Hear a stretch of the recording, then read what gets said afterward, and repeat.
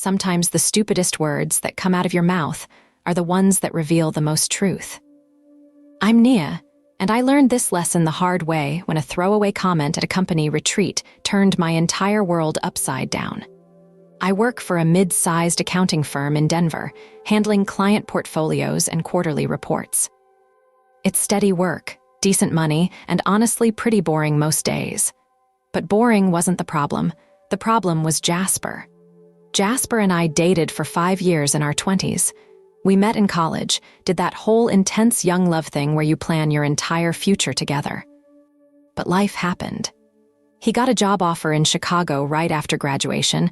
I got accepted to a master's program here in Denver, and we decided to try long distance. You know how that story ends. When he moved back to Denver 2 years ago and started working at the same firm, I thought I'd handled it maturely. I was married to Russell by then, had been for almost 4 years. Russell's a construction foreman, solid guy with calloused hands and a laugh that fills up any room. We met at my friend's barbecue, bonded over our shared love of terrible reality TV, and built something comfortable together. But comfortable isn't the same as electric, is it? The first time I saw Jasper walking through our office lobby, something in my chest tightened. He looked older, more polished in his navy suit, but his smile was exactly the same. When our eyes met across the marble floor, time did that stupid movie thing where everything slows down. Nia, he said, walking over like he had every right to. Jasper. I tried to keep my voice professional, aware that half the office was probably watching. You look incredible. And just like that, I was 23 again. Russell knew about Jasper, of course. I'd told him early in our relationship about my college boyfriend, the one who broke my heart when we couldn't make the distance work. What I hadn't told him was how Jasper used to make me feel like the only person in the world when he looked at me, or how we had this way of communicating without words that felt like magic. Working in the same building with Jasper should have been awkward, but it wasn't. We fell back into this easy rhythm, like no time had passed at all. Coffee runs turned into lunch meetings. Professional emails somehow included inside jokes from our college days. I found myself staying late on days when I knew he'd be working overtime, just in case we ended up in the elevator together. Russell never seemed worried. Why would he? He trusted me completely. When I'd mention running into Jasper at work, Russell would just nod and ask how he was settling in. When Jasper's name came up in conversation about office politics or project deadlines, Russell treated it like any other colleague. That trust should have made me more careful. Instead, it made me careless. The annual company retreat was scheduled for a resort in Vail. 3 days of team building exercises, motivational speakers, and way too much alcohol. Russell couldn't come. He was managing a big commercial project with impossible deadlines, but he insisted I go. You've been working so hard lately, he said, kissing my forehead. Have fun with your work friends.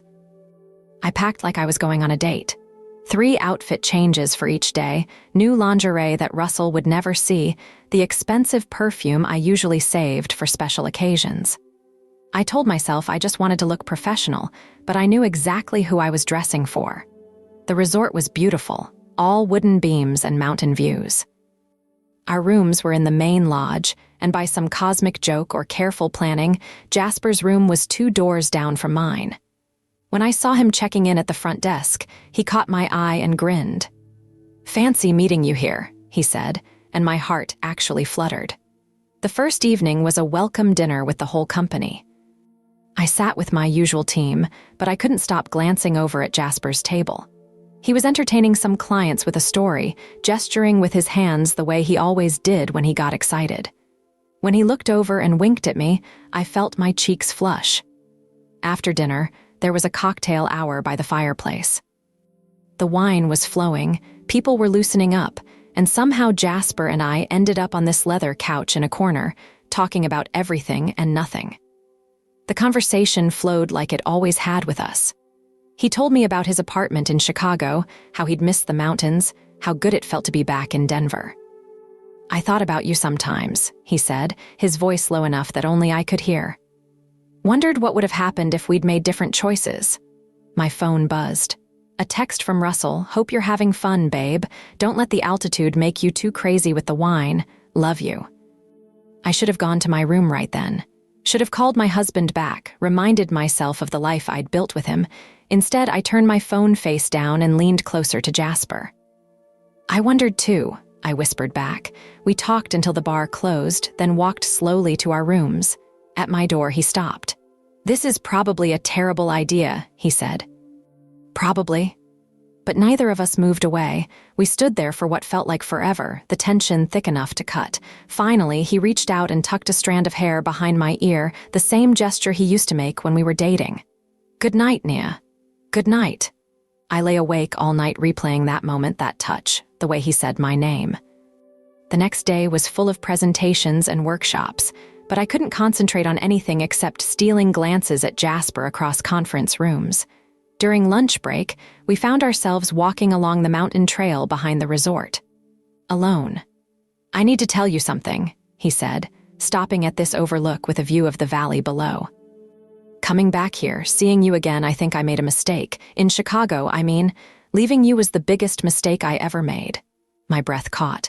"Jasper, I know you're married. I know this is complicated, but I can't stop thinking about what we had, what we could have again." Every rational thought in my head screamed at me to walk away, to think about Russell, to remember my wedding vows. But standing there with the mountain air in my lungs and Jasper looking at me like I was everything he'd ever wanted, I couldn't think straight. "I think about it too," I admitted. "About us. About what if."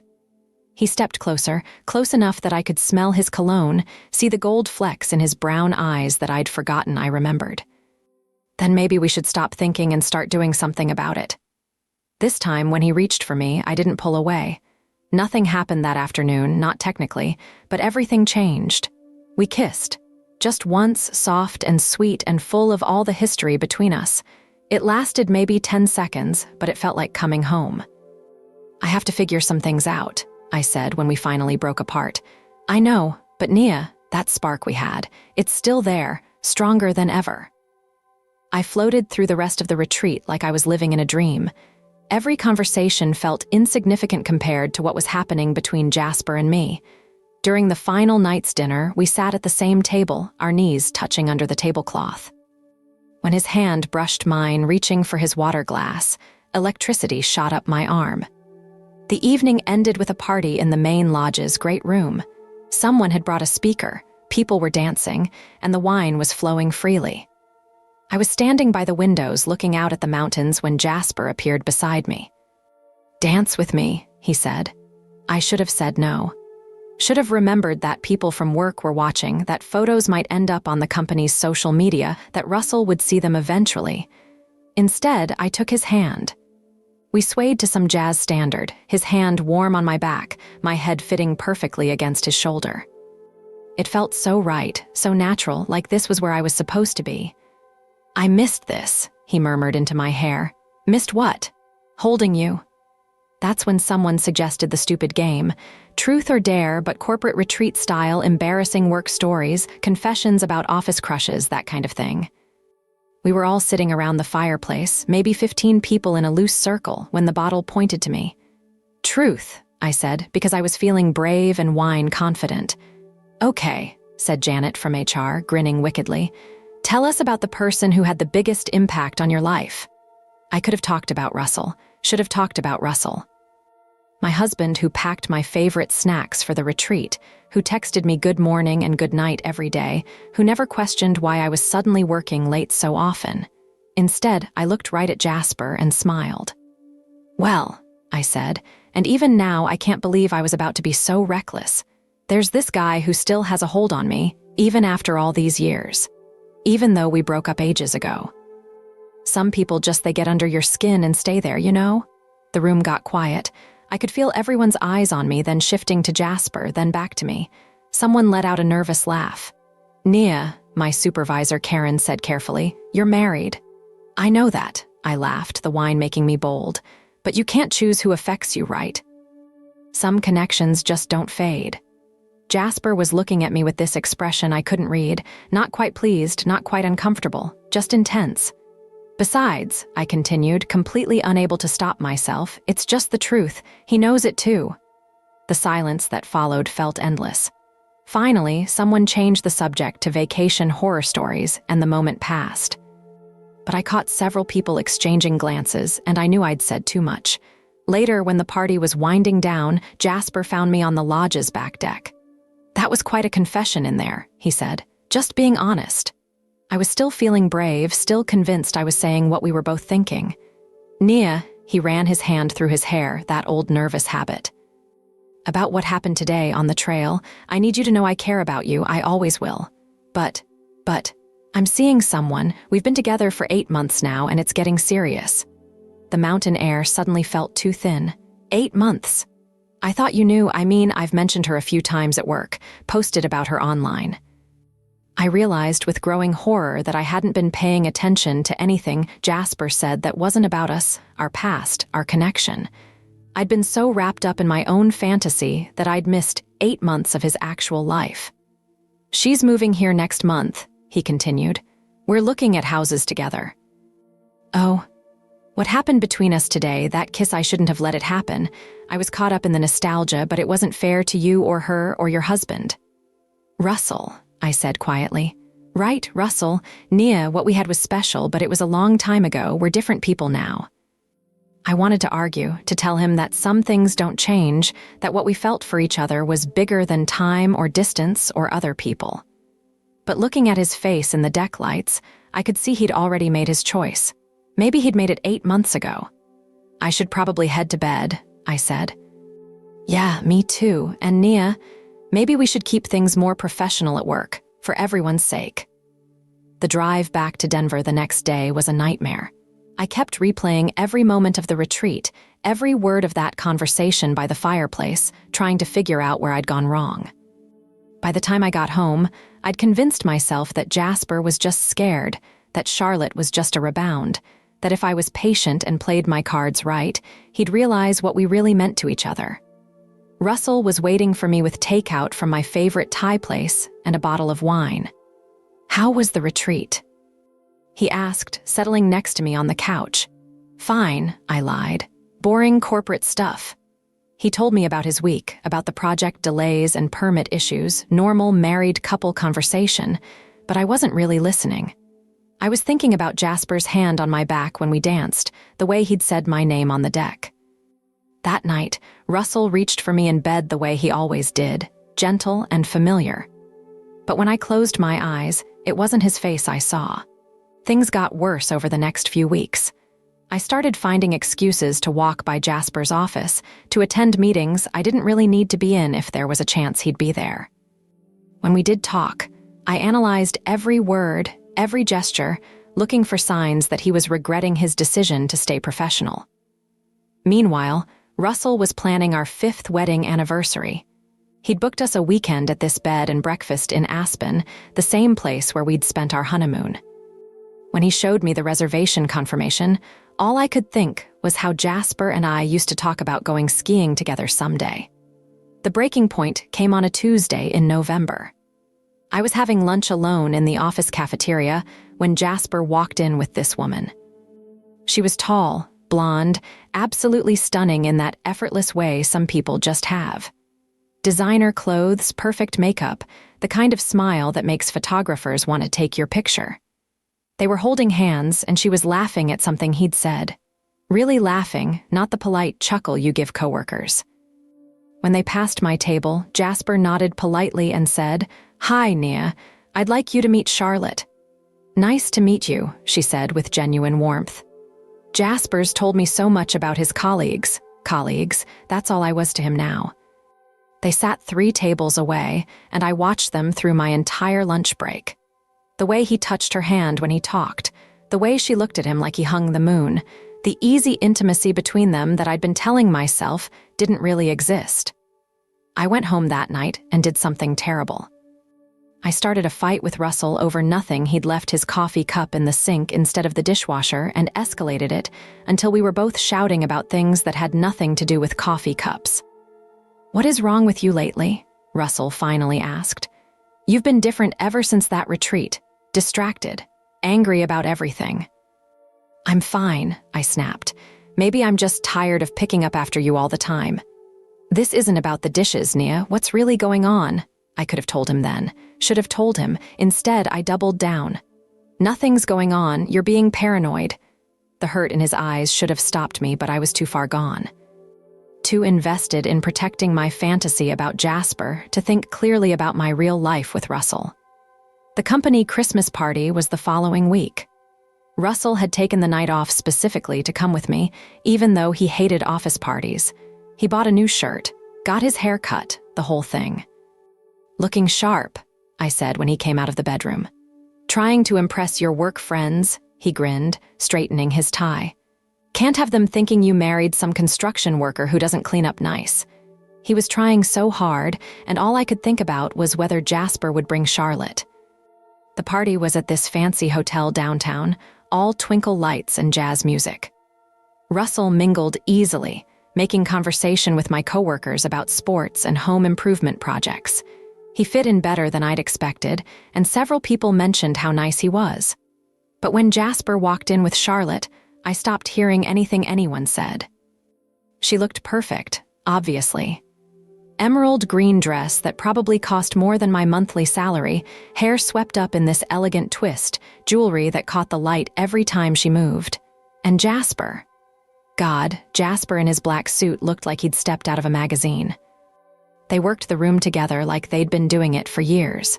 She charmed the partners' wives, he impressed the senior associates. They were that couple, the one everyone looks at and thinks relationship goals. I was standing by the bar when they approached. "Russell, I'd like you to meet my colleague Jasper," I said, proud of how normal my voice sounded. "The famous college boyfriend," Russell said with a grin, extending his hand. "Nia's told me a lot about you." Jasper shook his hand firmly. "All good things, I hope, and this is my fiancée, Charlotte." "Congratulations," I managed to say. "Thank you," Charlotte beamed, showing off a stunning diamond ring I somehow hadn't noticed before. "We got engaged last month, still planning the wedding, but we're thinking next fall." Russell congratulated them enthusiastically, asking about their plans, where they were thinking of having the ceremony. Normal social conversation while I stood there feeling like the ground had disappeared beneath my feet. After they walked away, Russell put his arm around me. "Nice guy," he said. "I can see why you two were close, and his fiancée seems lovely." I nodded and excused myself to the bathroom, where I stared at my reflection in the mirror and tried to process what I'd just learned. Engaged. He was engaged. All those meaningful looks, that dance at the retreat, the kiss on the mountain trail, none of it meant what I thought it meant. But the worst part, I still didn't want to let go. The party games started after dinner. Stupid icebreaker stuff that people only tolerate when there's enough alcohol involved. Someone suggested a confession circle. Everyone had to share something embarrassing or surprising about themselves. I'd had several glasses of wine by then. Russell was sitting next to me, his hand resting casually on my knee when my turn came around. "Well," I said, looking directly at Jasper across the circle, "I guess my confession is that some people never really leave your life, even when they're supposed to. Like, my ex still has this hold on me that I can't shake, even after all these years." The circle went dead silent. Russell's hand stilled on my knee. Charlotte looked confused, glancing between me and Jasper. "Nia," Russell said quietly, but I was on a roll now. "I mean, you can't help who affects you, right? Some connections just transcend time and circumstances. Even when you try to move on, even when you build a whole new life, that person is still there in your head, still making your heart race when they smile at you." Jasper was staring at me with something that looked like horror. Charlotte had gone very still beside him. "Sometimes," I continued, completely unable to stop myself, "you realize that person was the one that got away, and everything else is just settling." The silence that followed felt like it lasted forever. Finally, someone cleared their throat and changed the subject, but the damage was done. Russell excused us shortly after that. We rode the elevator to our floor in complete silence, walked to our room without speaking. Only when the door closed behind us did he turn to face me. "What the hell was that, Nia? What do you mean?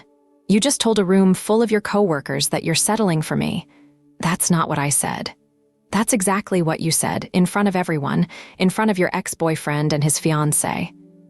I wanted to take it back, to explain that the wine had made me careless with my words, that I hadn't meant it the way it sounded. But looking at Russell's face, I realized I had meant it. Maybe not consciously, but some part of me had been thinking exactly that. Russell, are you having an affair with him? No, the word came out too fast, too defensive. But you want to be. I opened my mouth to deny it, but the words wouldn't come. Jesus, Nia, I can't believe I have to ask this, but do you want to be married to me? Because if you're still hung up on some college boyfriend, if you think you're settling for me, then maybe we need to talk about what we're really doing here. I should have said yes immediately. Should have reassured him that I loved him, that I was just confused, that the wine had made me say things I didn't mean. Instead, I hesitated. That hesitation told him everything he needed to know. Russell packed his bag that night and went home to Denver early. I stayed for the last day of the retreat, pretending everything was normal while my marriage crumbled around me.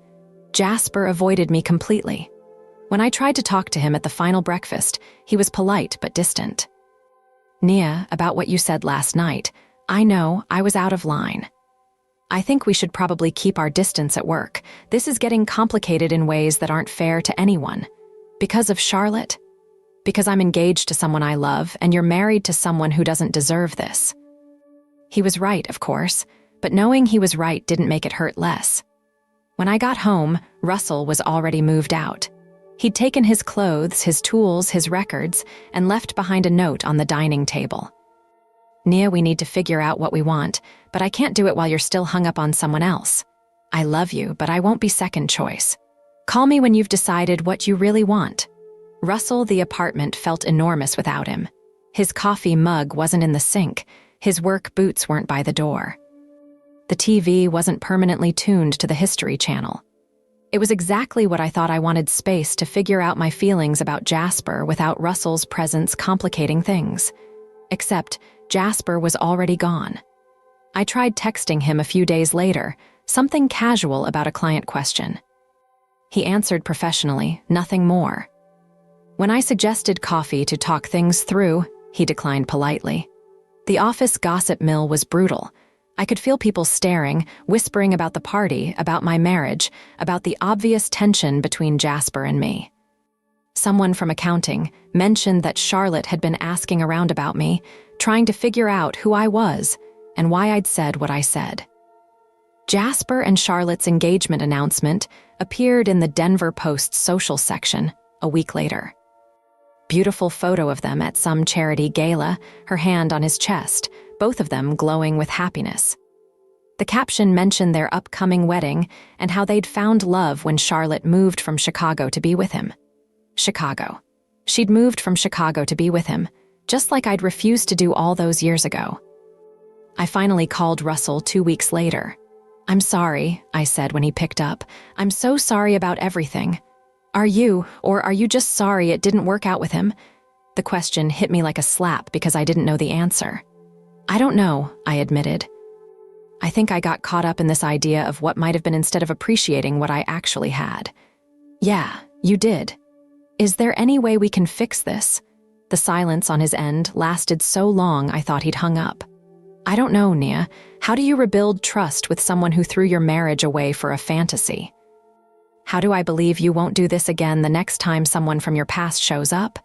You can't, I whispered, but I want to try. I want to prove to you that I know what I almost lost. The thing is, you didn't almost lose it. You did lose it. We're getting divorced, Nia. I've already talked to a lawyer. The papers arrived a month later. No contest, no big fights over assets. Russell was as decent about the divorce as he'd been about everything else. He let me keep the apartment, didn't ask for alimony even though he made more money. Just wanted it to be over. Jasper had been a fantasy. A beautiful, compelling fantasy built on memories and might have beens, but a fantasy nonetheless. These days, I'm trying to be more honest with myself about who I really am and what I really want. Turns out, what I want is pretty simple. Someone who brings me takeout when I've had a bad day, who doesn't question why I need to wash my hair with expensive shampoo, who laughs at my terrible jokes and doesn't make me feel like I have to perform to earn their love. Russell was all of those things, and I threw it away for a man who'd never asked me to choose him in the first place. The joke was definitely on me. I thought Jasper still had a hold on me, but the truth was, I'd been holding on to him. Holding on to a version of our story that existed only in my imagination, while the real world and the real love passed me by. Some lessons cost more than others to learn. This one cost me my marriage, my reputation at work, and my ability to trust my own judgment about what's real and what's just wishful thinking. But at least now, I know the difference.